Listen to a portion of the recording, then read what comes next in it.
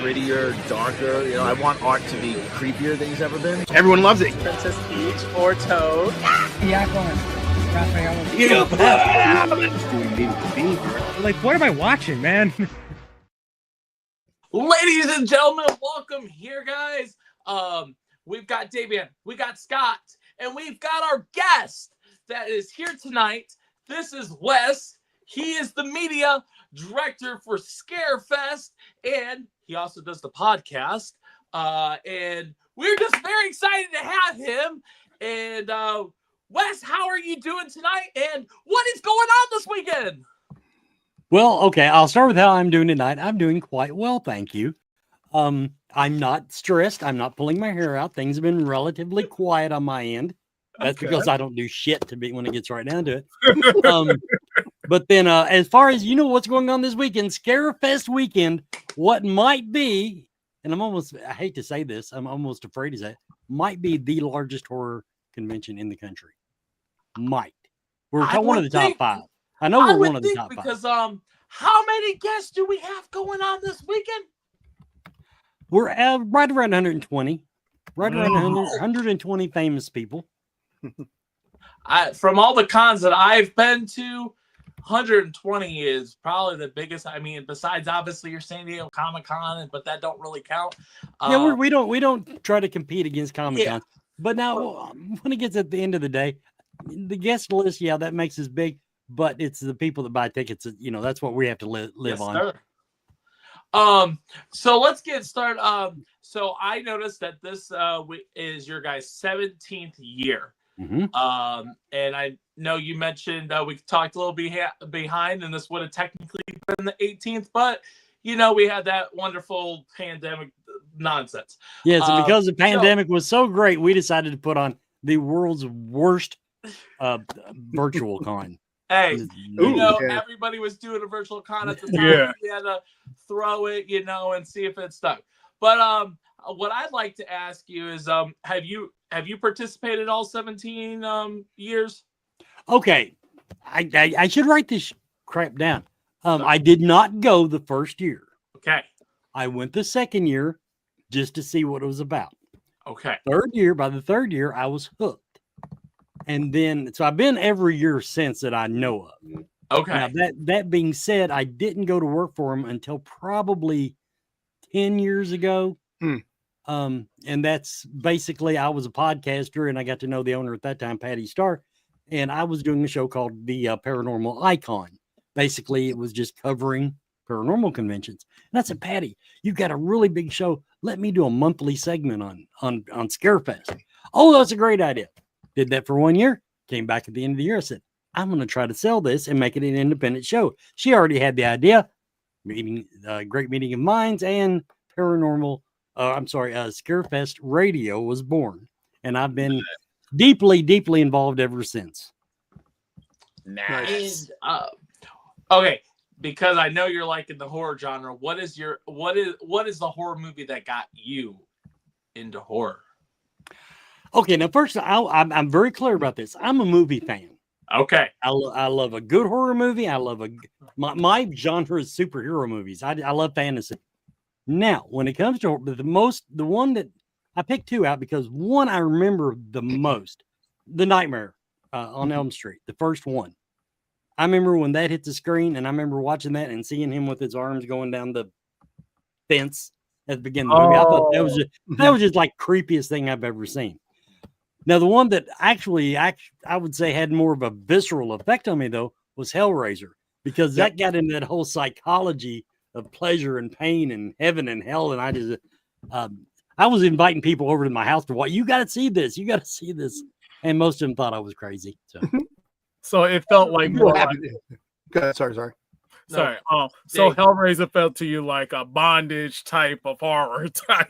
Yeah, I can't even explain it. It just had so many things to keep up with. But I do remember that there were an undertone of BDSM, I guess you would say.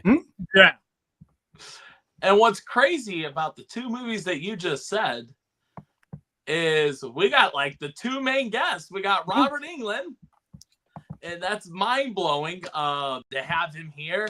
And then we also have Hellraiser himself. Doug. Brad. Scroll. I'm glad I'm not the only one crap By the way, names.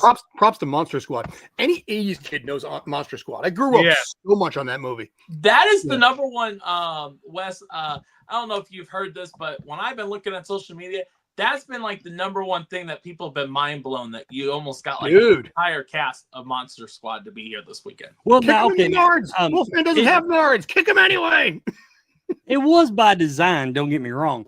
But that's the thing. We've reached a point in the convention industry, if you will, where we've gotten big enough now. When we set our sights on a cast reunion, on a movie reunion, these agents come out of the woodwork and start pulling up. I mean, the caterer, the guy that played the second guy on the bus. I mean, anybody that was on that, involved in that film, they bring him to us to a great degree.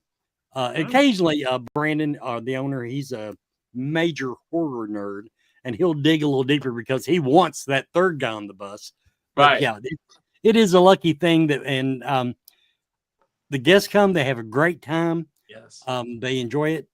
We make sure from the time they show up until the time they leave, forget about the money and everything. We make sure that they have a time that they remember. We make sure that the actual patrons, that they have the time of their life. We try to make ourselves an event for everybody. Yeah, no, and I've experienced that in 23. The way just being we did press in 23, and it's insane, like the different people you guys get. And yes, I know what you guys are talking about. I seen constantly you guys are checking on your guests, be like, hey, you need this and stuff like that. Now there is an interesting thing that you guys have at Scarefest this year, which then there was a little thing that happened in the news that the certain thing went missing, and then now it's back. You have the Annabelle doll, and I thought it's hilarious that ownership now is also Matt Rife, the comedian. Any chance he's going to be popping up with that doll? Oh God, I hope not. God, no. No, we're busy enough. No, actually, it's been he said he's not going to bother us because we got just about all the people we can fit in the building as it is. Yeah, the whole Annabelle thing. Thank God. Brought it in as we thought it was a novelty thing, and of course we appealed to paranormal people. That's how I got in it. Horror. This is when I started selling it on the show, I didn't care about the paranormal part of it so much, but I thought horror fans would just absolutely love to, see what inspired that series of movies. And so, yeah, it's a big deal. We're the last one on the stop. Now to clear up, apparently Matt bought the buildings involved, and he's got custodial rights over the museum itself, the contents for the next so many years. Yes. So, I think it's like 5 years or something. Yeah. But yeah, so I just thought it was, did you guys, when you heard in the news that the doll went missing at all, did that like? No, because you know why? I've been on the internet more than one day. There was something on my timeline. There's one guy on Facebook that every day posts somebody else was killed in a car accident. Every day. Today it was Trump. Yesterday, I forget who it was. Yeah, so no, I don't believe anything. No. If anything, it gave more publicity for the doll. Yeah. Yeah. And it brought it up. Now, I'm going to tell you, there are people out there that did not buy a ticket this year because that doll is going to be in the building because the way they figure it, even though it is existing in Connecticut, and Connecticut is doing just fine, if you bring that doll to Kentucky, we're all going to be swallowed in a big sinkhole and catch on fire. That's just And I will say in 23, it cracked me up. I won't say the word because of the TikTok algorithm, but it was funny that you guys had the bear from a certain movie. So it always cracks me up when you guys had the bear. Now you have the doll. So pretty cool. Dave, what were you going to say? I think you wanted to ask a question. Okay, I know you got one of my favorite wrestlers making an appearance because he's a horror fanatic, an actor. How does it feel about having Chris Jericho a part of this big event? Yay! I don't know. I'm not a wrestling fan. I'm glad he's coming. we've gotten a lot of good feedback on his appearance. So yeah, I'm happy he's coming. But you know, Okay, the better question, Wes, is who are you excited to have at your event this year? Yeah. Besides everybody, I know, obviously you're excited to have everybody, but who sticks now out? just between the four of us and however many listeners you got, I met Beatrice Bupley 2 years ago at the con. Actually, I interviewed her on the show. Then I met her in person. That is the single most lovely woman I have ever met in my life. She's beautiful. She's talented. She's smart. I'll put it this way. If anything happens to my wife, things that I have said will be admissible in court. That's how much I love that woman. I'm excited to see her. I'm always excited to see Felissa Rose. She treats everybody like the guy she went to high school with and hadn't seen for years. Dustin Perry on the paranormal side, me and him's big friends. But as far, I don't get starstruck. And usually if it is, I hate to admit it, but it's usually because of some woman that I remember from the movies back in the 70s and 80s that, that I remember that.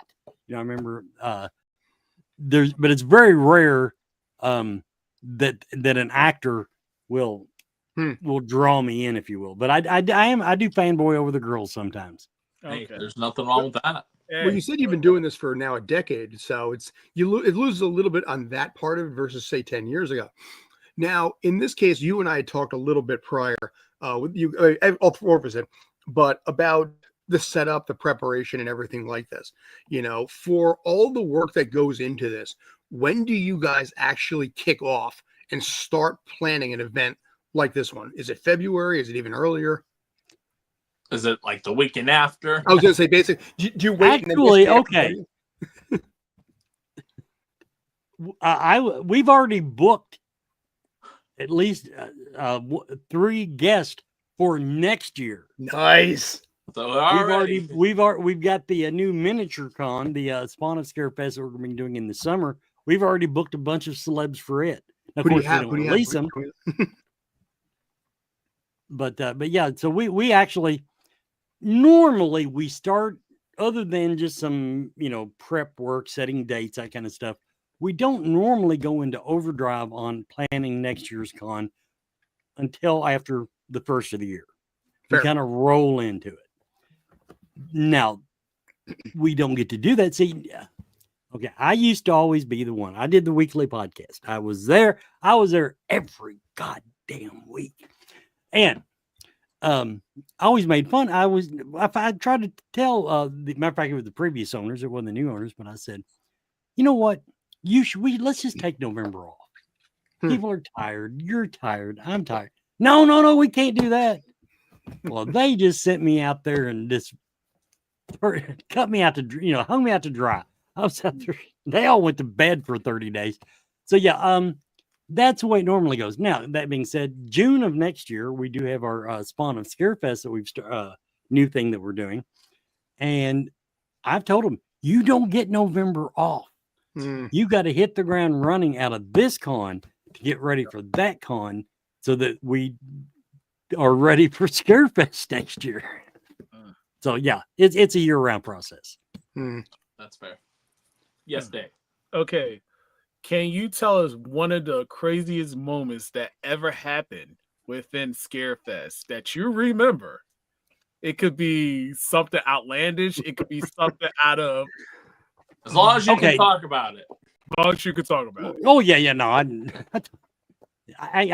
just said I didn't know about it. No, the fun. Okay, the weirdest, most outlandish moments. I'm never around for them. Somehow, just like I'll hear stories about the VIP party. I'll go to that VIP party, and about midnight, I've been on my feet all day. I'm tired. I've had a couple cocktails. I get sleepy. I'm getting on the shuttle, going back to the hotel. Bye, guys. 5 minutes after I leave, Tiffany Shepis a few years back and Felissa Rose show up, and they're practically dancing on the damn tables. And I get to hear about it the next day. So yeah, I don't have those kind of stories. My most outrageous moment personally was 2-3 years ago. I did basically the sleepaway camp.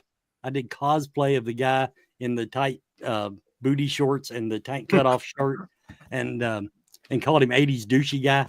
But he's really a hell of a good guy. And but yeah, and I actually walked the floor like that and got my pictures taken with a bunch of the cast, and so that's my most outlandish moment right there, a personal outlandish moment that I created. You know, when you look at something like all the work that you put in on something like this, that's like, I come back to this because I understand that part of it. It's like planning a wedding times 1,000. But with the guests that you have this weekend, how does it compare to like previous years? How jacked are you for that part of it? You said you're not starstruck, but there's so many good things going on. You know, what do you see, you know, this weekend as far as like the hype of it? Okay, this year, a lot of ways this year, I think one reason I'm not stressed out this year is going to feel like a vacation compared to last year. Robert Englund, great actor, very popular, been in the business, wide fan base. But people do recognize he's not a spring chicken anymore.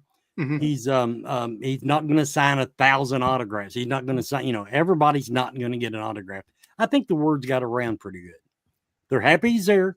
They're taking opportunity, or, you know, photo ops selling through the, you know, great.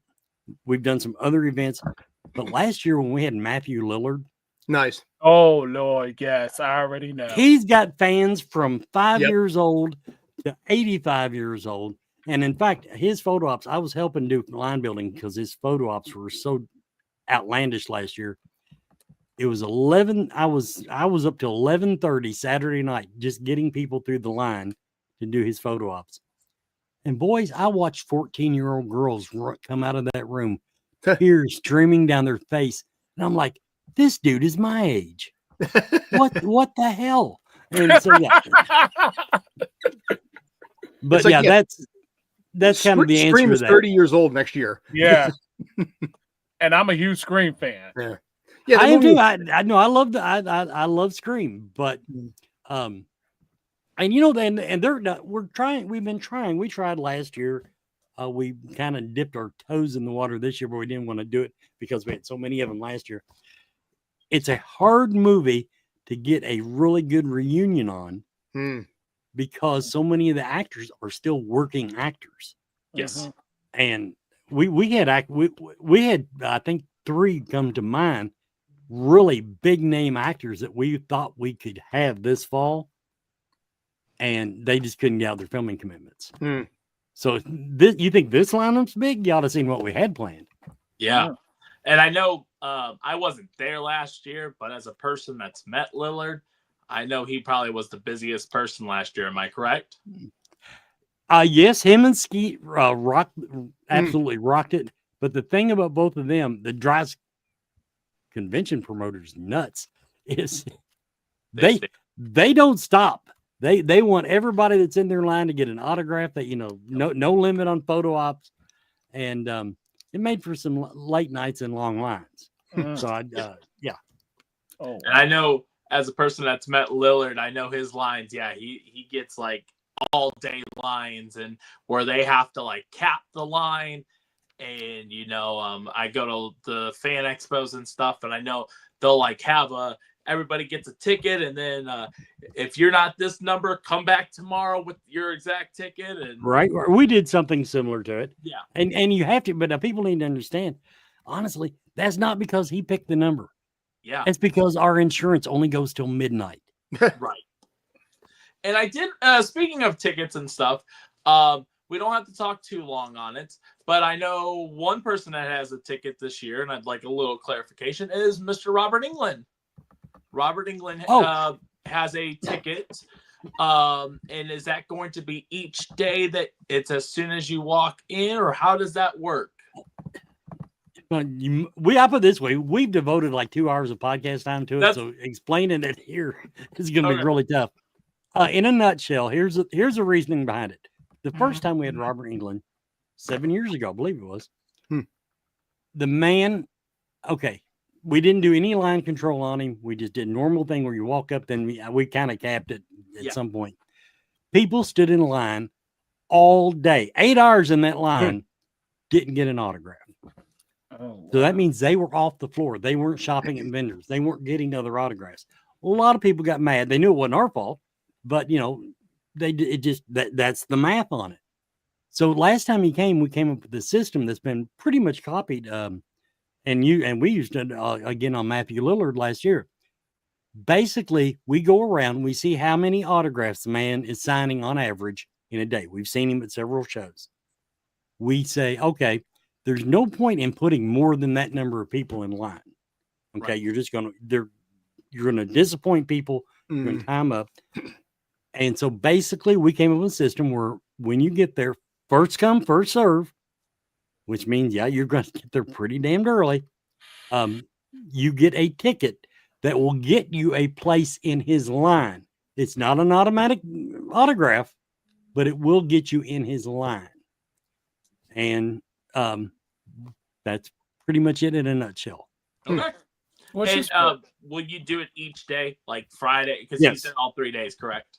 Yes, he's there all 3 days. There will be ticket. Now, Friday, because it's a slightly abbreviated day, he won't be signing as much. You won't, won't have as many. The line will be shorter, in other words. Saturday's his big day. But now the other thing is, of course, we got photo ops with him because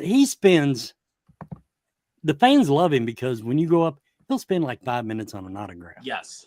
Now, quickly, divide 40,000 fans by 5 minutes. Okay. You don't have enough time, even in an entire weekend, for that. Yeah. So what we are telling people to do is if unless you've got an item and then then fine, come at midnight, stand in line, we get it. But if the autograph and the personal experience is what you're seeking, get a photo op because they're guaranteed. If you buy a photo op, he's going to stay till you get your photo op.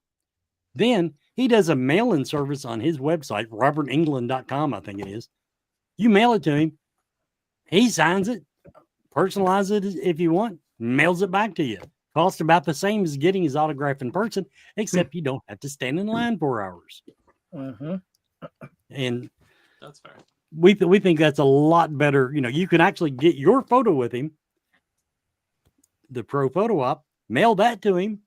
And if you lose it, mail, you've got a digital copy. It's still good. Yeah, that's the only reason why I haven't personally sent anything, because I've had items just in general get lost in the mail. So I'd rather just meet him in person. So yes, I understand about their being there early. I've already told my other guy, which is Austin, that couldn't be here tonight. He's a big England fan. So we're already coming a few hours early, especially on Saturday and stuff. And now, the other thing that we've added, I don't have all the details. I can pull it up on the website just like anybody else can. But we've also added, on top of the photo ops and his normal autograph thing, we have actually added what we're calling nightcap on Elm Street. Sunday, after hours, he is going to have basically hors d'oeuvres and cocktails with a bunch of the fans. And it's limited because the room's only so big and it's tables. So it's not like we're going to have standing room only. You can go there. There it is. That's the band. But yeah, we're going to have collectibles, signed collectibles that will not be available after this show. Now, will you get a personal selfie with him? Probably not. Probably not. But it's going to be a personal meet and greet, if you will, with a limited number of people. And if nothing else, you get to eat and have cocktails. Yeah. Which is always a big selling point for me. Yep. Awesome. So what is different from this year than last year? Are there different, do we have more different events than last year? The big difference this year is that we rented the rest of the building. We rented the bottom floor. We would have rented it last year, to be honest, but we just couldn't get it. There was something else going on, and we didn't want to confuse people. We couldn't get it Friday, but we could get it Saturday, and I don't know if we could get it Sunday. So why confuse people? So but this year we put the word in. We said we want that floor, and we are the second biggest event, we've been told, in that convention center. So that now in doing that, we didn't up the number of tickets we're selling. So that means the crowd we have at any given time will be spread out more, because instead of 2 floors, they'll be spread out over 3. We expanded our tattoo exposition in that area. We moved our panels, which are very, very popular, our celebrity panels, down to that floor, because We went from a room that holds, I think, 300 seats to a room that holds almost 800 seats. Wow. So that should peel some off. Also gave the photo ops a lot more room, so they'll be able to run, I want to say 3, maybe 4 simultaneous professional photo op booths at one time, so people can get through there quicker and maybe not keep me up till 11:30 on Saturday night. We're too old for that at this point. Yeah. Way. I'll say one of the funniest moments I remember in 23 is speaking of like it was around 11:30. One of the things I heard Wes was doing that year is he was supposed to be Santa Claus, and I didn't see you on the sales floor at all as Santa. And I was in obviously this outfit, and I'm like, Santa, because here goes Wes. He just got done. That was karaoke. Yeah, basically, I did really bad Santa. I started years ago just because I thought it was just a neat way to go to a party and not have to dress up. But I have a full Santa suit, but you get to wear the beard. You don't have to tie it up neat. You don't have undershirt. Yeah. Well, it was really popular. I went to GalaxyCon, and I had women bringing their kids up wanting me to take pictures with their babies. I thought it was so great. And so I did that, and I did it a few times around. I actually thought I tried to take it on the road. I said, hey, you buy my gas money, I'll come to your Christmas party in gas. But it didn't take off. But then Jake Godbold, who's a very talented singer, by the way, he wanted to do the Oogie Boogie song, I guess. Or one, I wasn't the Oogie Boogie song. It was that song, whatever the hell it was I did at karaoke. He wanted to do that song where the bad guy kidnapped Santa Claus. And he said, wear your Santa costume. And I said, well, I'm not going to wear the whole damn costume. But I did wear the coat, and I think I had the hat with me. And that's where the photo came from. And yeah, but that's why you didn't see me in costume. Now, this year, I am actually dressing up. But yes. I did that. I dressed up a couple years, but it's actually when you're busy, it's hard. I was hot. I have one costume. It's called Captain Jack Rabbit. And it's a rabbit that's a pirate. See? I'm not playing words. That costume is like 130 degrees. It's just, you're wearing a fur coat, head to bottom. A fur onesie. Not just I did a mascot with that once. Yeah. Yeah. Go ahead. Sorry. Onesie. And so, yeah. So I then I got famous for my Hawaiian shirts, and I said, oh, these are much more comfortable. But now they've caught on. All the conventions you go to now, guys are wearing Hawaiian shirts. Yep. And I said, no, that cannot stand. So I've come up with a new gimmick this year that I'll be exercising the entire weekend, and we'll see if that catches on. Okay. Nice.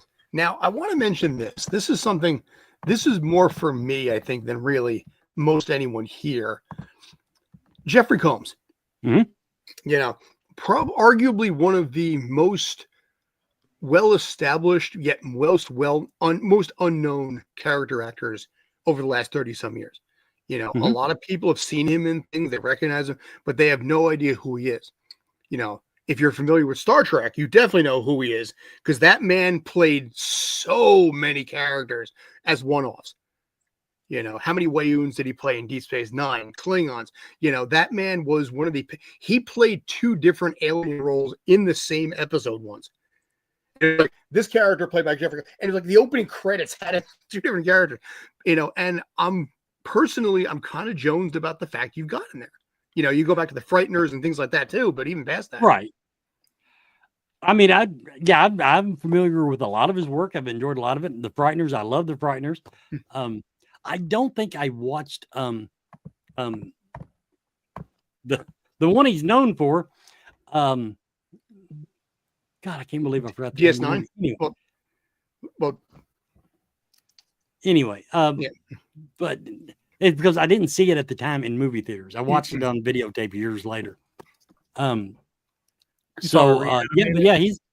you look back, he's not the leading man most of the time. Now in horror movies, you can get away with that. You can be the leading man and not be the big, burly, handsome hunk of a guy.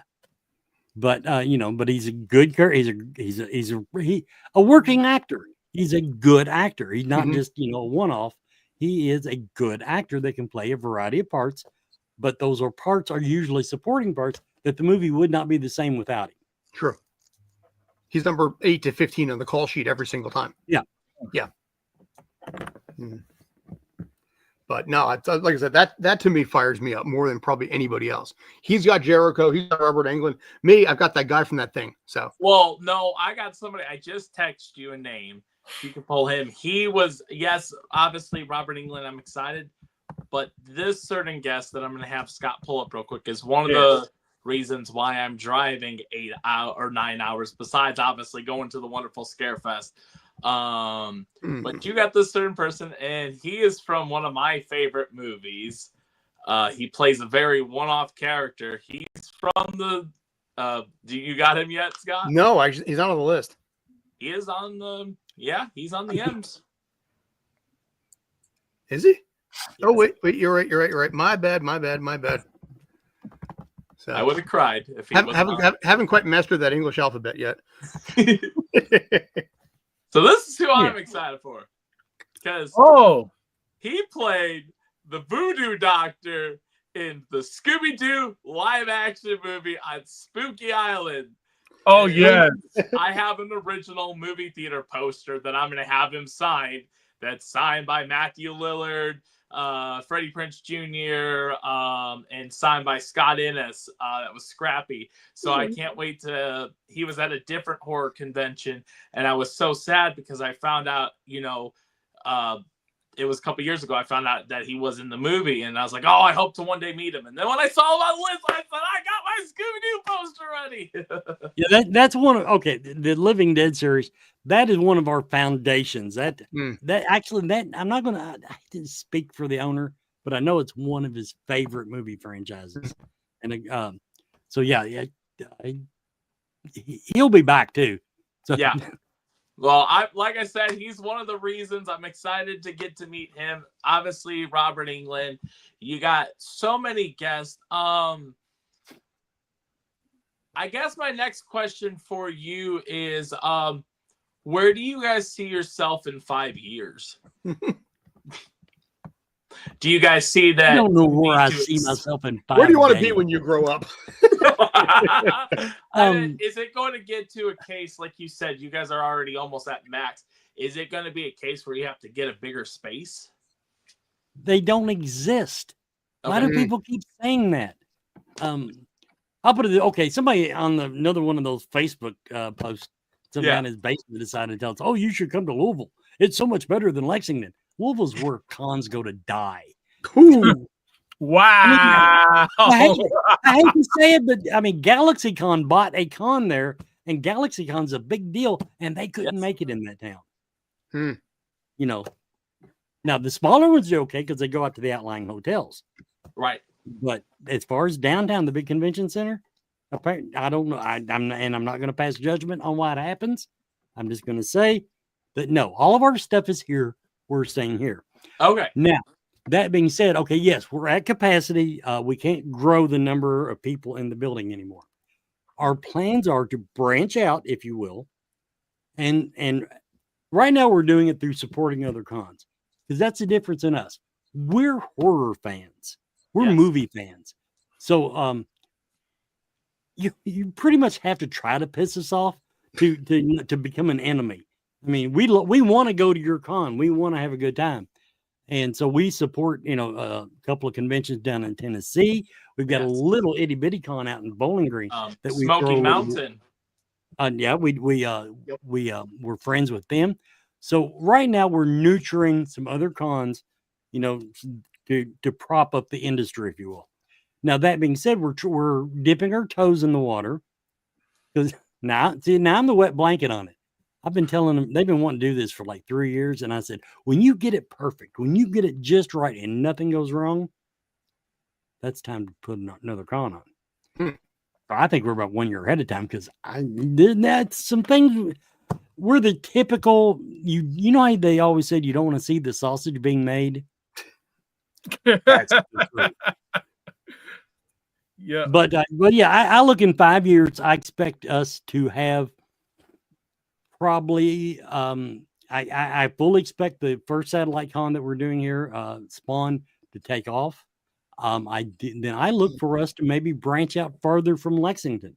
And it might be Louisville, but it won't be the Scarefest weekend. It'll be a smaller convention that we can control. Because that's okay. People say, have you ever a successful convention? Well, first of all, you budget based on the ass whipping you're willing to take. Yeah. The second thing, you have to control cost. Mhm. Yes. Once you find that little balance there of controlling your cost, but putting on a good convention, sky's the limit. On that note, looking back at the last 10 years for you, and now at this point, congratulations, Scarefest now 18 years running at this point, 17th season overall. Congratulations on that. What have you found on a personal level to be the single most challenging thing on your side?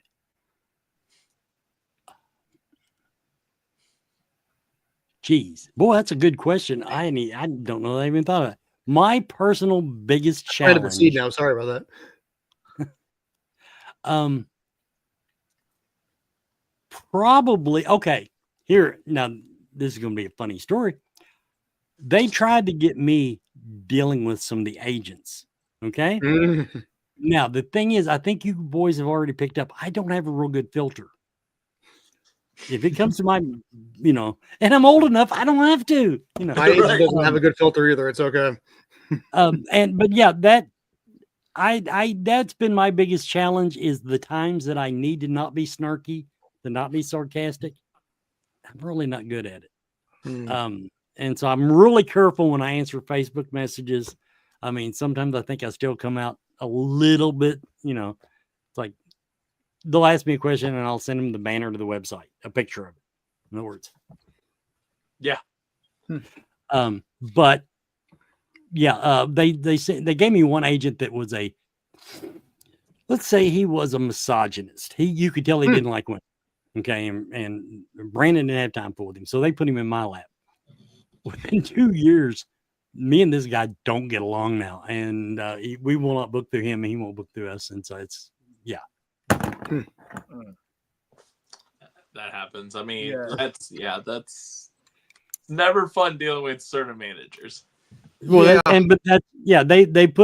know I'm a hardhead, and that's why. I mean, they threw me to the wolves, and when he came back at me, I just gave it right back. Yes. How much are you charging this year for tickets, for pictures, anything like that? Their personal phone number, WhatsApp, anything like that. Well, I'll put it this way: I will just pull up the ticket page on the website and tell you. I think Saturday tickets are $35. Let's see here. And I did notice it said buy tickets now because you guys are selling out. We don't know on Saturday. Last year we saw it coming down the tracks. We said we're sold out. We have to cut this off. Yes. This year it's kind of a scary place to be. We don't think we're really going to sell out before Saturday. Mm-hmm. But then you say, oh, we're not sold out. And people show up to buy tickets. And during the day you sell out. You've just pissed off a whole new group of people. Right. So that's kind of where we are on that. Which basically what he's saying is buy your tickets now and you're guaranteed to get in. Yeah. Correct? Right. Yeah. If you go ahead and buy your ticket, then you own the ticket. We're going to honor it. We don't, like I said, I don't want to say we're going to sell outside. Now, Friday and Sunday, we're not going to sell out. Well, not going to happen. Weekend passes, honestly, the only reason weekend passes sell out is we have this number that we've come up with in our head. And that's all of them we want to sell because weekend ticket still ties up a Saturday. Nobody comes for Friday and Sunday. Right. So, but we have a lot of people that only want to come Saturday. So we kind of I guess you could say we kind of hold back. And so we order X number of passes. And when those passes are gone, we have to cut off the sales. Somebody on today was making the point, well, if you can sell day tickets, you can sell weekend tickets. Yes, we could. But there's a formula to this that has made us the biggest convention in the country. Right. So maybe we're doing it right. No, and it's understandable because for certain areas and the state of where we live at, everybody operates differently. So in your case, because you live in Kentucky, those are not the most sold.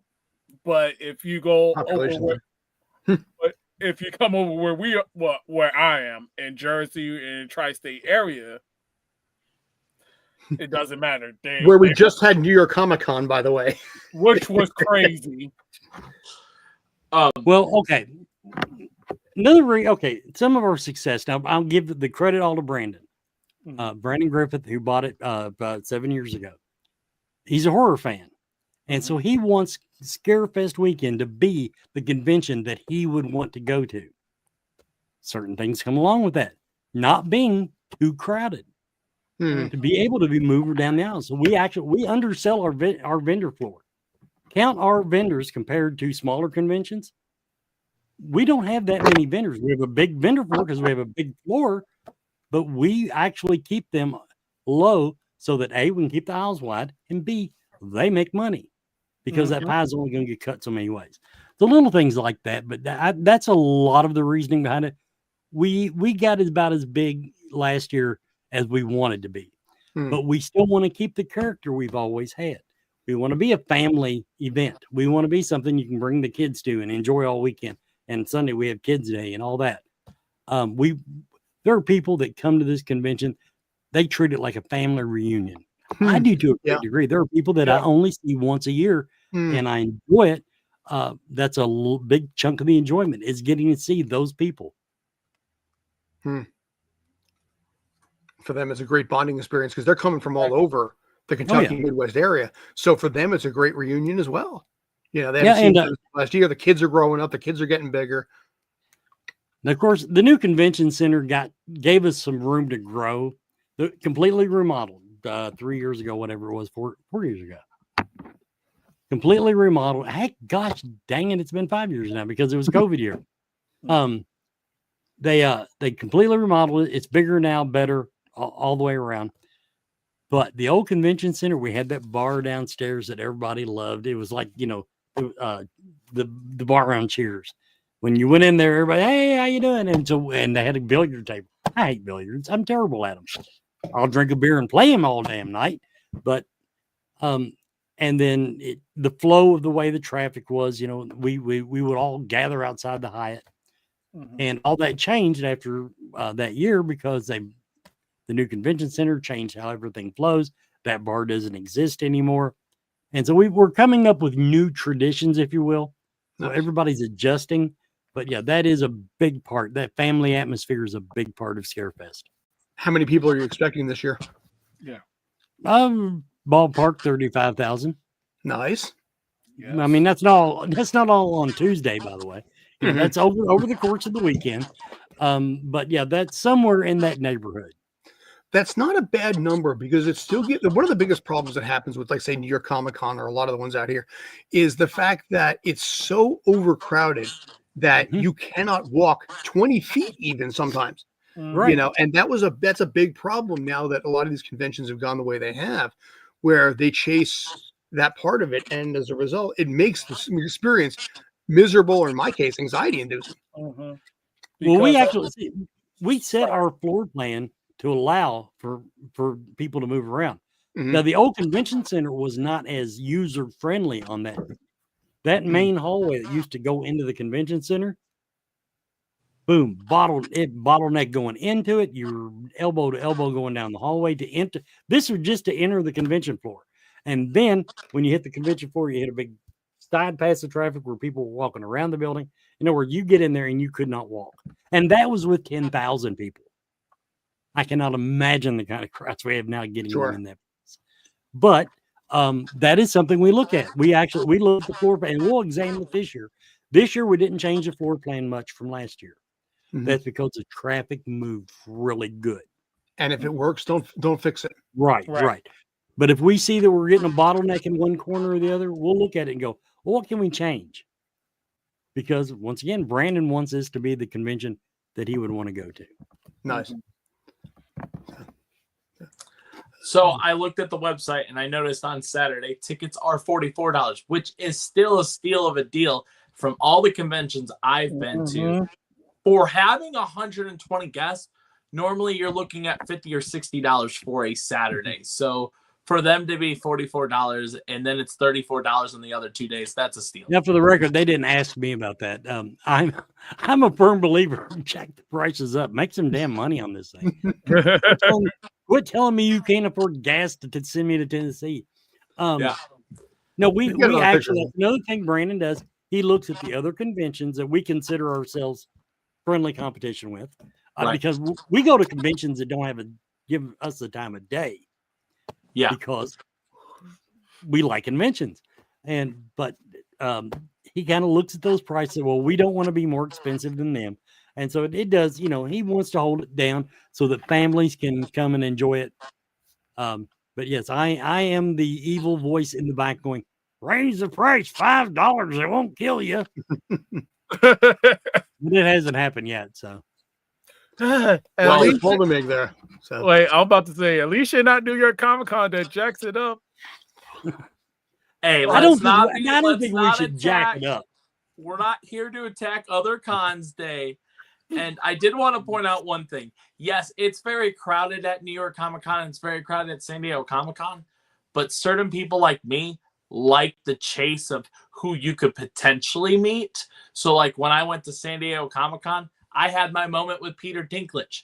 yes, we know That's that one person that does not do conventions besides those two promotion kind of conventions, because they are promotion conventions.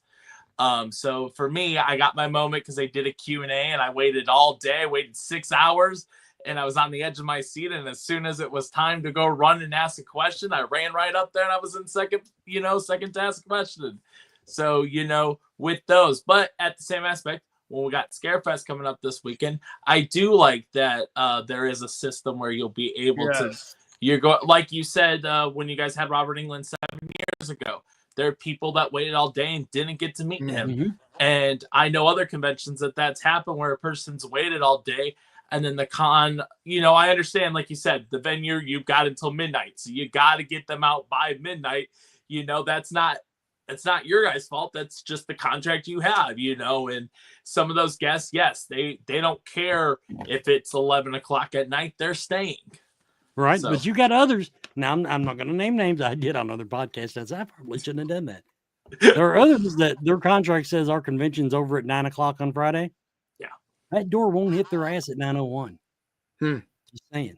In other words, they love their fans, but they want to go to bed. Yeah. And I have seen that with certain cons, is they'll start shutting off their lights and like, hey, it's time to get out of here. But, I've seen different people like Lillard stay a couple hours over, or rest in peace, but Jason David Franks, he was a person that he would stay until every fan got an autograph or a picture or whatever you wanted. Here, you want a con story? Kane Hodder has threatened our security before because we tried to cut his line off. There. Oh, he's here coming this year too. He's going to be there. Matter of fact, I met him. He's really a nice guy. He is a nice guy, but when for you guys. you get between him and the fans, Yep. I don't think he actually would have whipped the security guy's ass, but there were words. And I know Kane has been a popular regular, and I love Kane. I got to meet him 2 years ago when I was there. One of the most down to earth kind of people. Yes. Yeah, Kane has been every year. Oh, he's been there every year. Yeah. Every year, and I think they're doing it as an experiment. His line gets longer every year. Yeah. How in the hell has everybody not already met Kane Hodder? I don't understand. But yeah, his line gets longer every year. The man is a legend, apparently.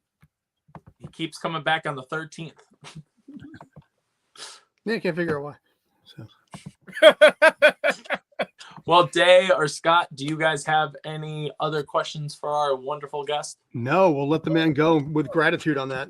All right. Well, one more thing. Actually, yes. How can people find out more about the about Scarefest weekend besides the website down there and besides the Instagram and everything else I've been putting in there? Give it one more shout out, sir. Okay. The number one place, go to scarefestweekend.com. Scarefestweekend.com. And if you like that, look us up on Facebook. That's where we have our fan group on Facebook. Yeah, we got the business page, but the fan group is incredible. You ask a question in there and 20 people will answer your question and try to help you and try to be welcoming to you. And then if you just want to see more of me throw my hands around, I do a little podcast every Friday night And you can find that at scarefestradio.com. And it's also live streamed to Facebook and YouTube and all the other good spots. Before we let you go, I do want to ask you, what is your favorite color? My favorite color on me or in general? Both. My favorite color is probably red. I like red spray paint. It covers up good. Shit. Apropos. Now the weird thing is I own a lot of black clothing. I like black on me. Yeah. But I get so sick of black t-shirts that I'm like, well, you all just buy another different color. Because all the horror conventions, that's the color. And paranormal conventions. Apparently they get a hell of a deal on them. But everybody has black t-shirts. And I'm like, that's the only thing I don't like. I like black in everything else. I don't like it in t-shirts. So there. Hope that was complicated of an answer enough for you. And this Friday's the only Friday we won't see you on the podcast, right? Or do you stream? I'll be doing. I'm going to try to do some lives, Facebook Live. I probably won't. I might multi-stream it. My phone will do that. I've got the little thing that'll go through the restreaming service, right? But I am going to try to do lives from the time I show up Wednesday, because I start Wednesday while the rest of you are still thinking about packing your luggage. I'm going to be down there doing a sound check Wednesday. Yep. And then Thursday we'll be setting up, and just I'm not going to say it'll be great quality content, but I am going to try to do some live streams and give people a little, I don't want to say behind the scenes, more like inside the scenes. Right. In other words, nothing. Yeah, it's me. You see, my fans see me every week, and like I said, no filter, none. So they know what's going on. And will we see you at this year's karaoke? It has been requested. I tend not to sing unless I get so drunk you don't want to hear me sing. I have offered in the past to do I Feel Like a Woman. On that. I might do that. But I'll be happy to make it to the VIP party this year. I haven't been for like 3 years because I'm always working on Saturday night. Doing something, but this year they say no. You are gonna you go. You go for the eats and the drinks at that point because it's well earned. Yes. Now by the time I get there, the eats will be gone. Now, but now the bar never goes dry. So yeah. No, it does not. Well, on that note, guys, that's Davion. That's Scott. I'm Buddy the Elf, aka Robert Manning, and that is Wes from Scarefest, and this is Tales from the Film Set.